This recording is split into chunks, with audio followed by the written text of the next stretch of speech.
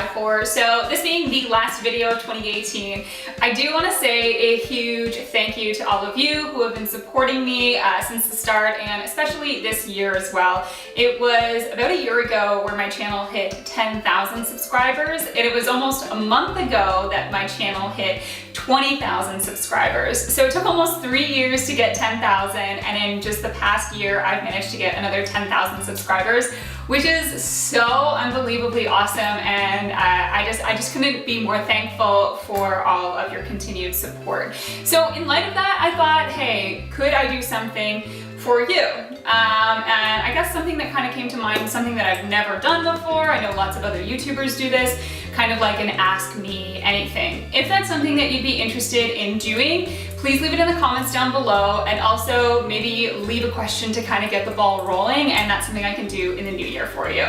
As for this week's DIY though, we're gonna jump into it. It's something I've wanted to do for about a year now, and it was inspired by a beautiful accessory piece that I saw at my friend's wedding last year.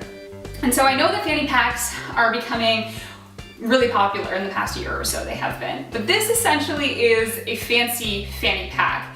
And it was stunning on this outfit that she was wearing, and I just couldn't take my eyes off of it. I have no idea where she bought it, so I thought that I'd try and DIY it. And I think I figured out a way to do that through a little bit of thrifting. So I'm gonna show you how I put that together this week.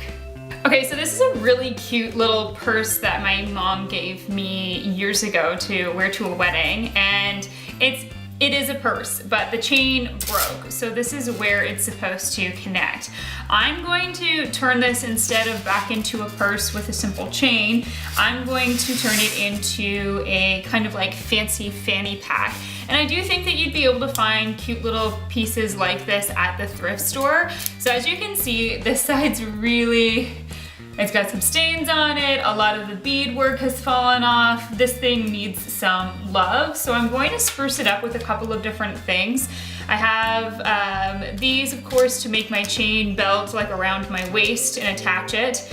I think I'm gonna take off this beading and possibly this beading in the center here, because they look dirty to me and it's not exactly the glamorous look that I'm going for. So I'm not sure if I'm going to use this. This is just some scrap gold kind of ribbon that I have, but I do have this that I found from a thrift store ages ago, and I just have never used it for a project. So I think I'm going to use that in this project. So let's get to updating this piece and making it look a whole lot nicer. Okay, so I have it all cleaned up with those beads taken off, but there's still some nice beading work along the sides. And honestly, if you wanted, because I'm not gonna be using this side, no one's really gonna see it, you could clean that all off, but you could also take maybe some of these sequins off and replace them over here. But I'm actually really kind of liking the look that I've got going on right now. So with this piece that I found at the thrift store, it's a little bit wonky because it was twisted together with a clear strand. So these strands are kind of, as you can see, laying funky. So what I'm going to do is attempt to glue them all so each thing is facing downwards. Okay, so now that kind of gives it a beautiful new edge, hides that stain a little bit better. I really love the way that this looks a whole lot better. I think I've modernized it and kind of cleaned it up a whole lot. And really the only thing left to do is just to add your chain. Okay, so what you're gonna do next is get your chain. I got my chain, it was 36 inches from Michael's. And then I have these alligator claws, which is what I'm gonna use to attach it to the purse. What you need to do first though is measure how long you need your chain to be, depending on where you want it to sit on your waist, and also depending on the width of the purse or the pouch that you're working with. So keep that in mind. You don't need to go all the way around your waist. You need to subtract the width that is within your purse or your bag, whatever you're working with. So I've measured mine, and I've got the ring here that I need to open up. So just to kind of give you a closer look, what you want to do is twist your chain apart, not pull it apart. As you can see now, I can take off the shorter piece of my chain, and then I can link in my alligator clip. And then to close that up, you just twist it back and clamp it closed. So my purse came with these little hoops here because it actually used to be on a chain.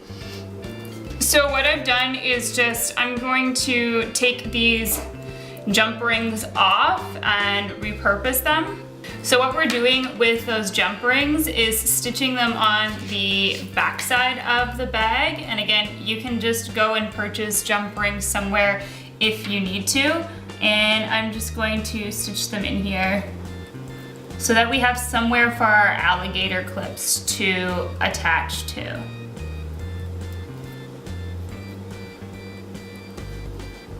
So as long as your jump ring can hook on, you're good. And I'm trying to make sure that it's in enough that my alligator clip is covered, which it looks like it is.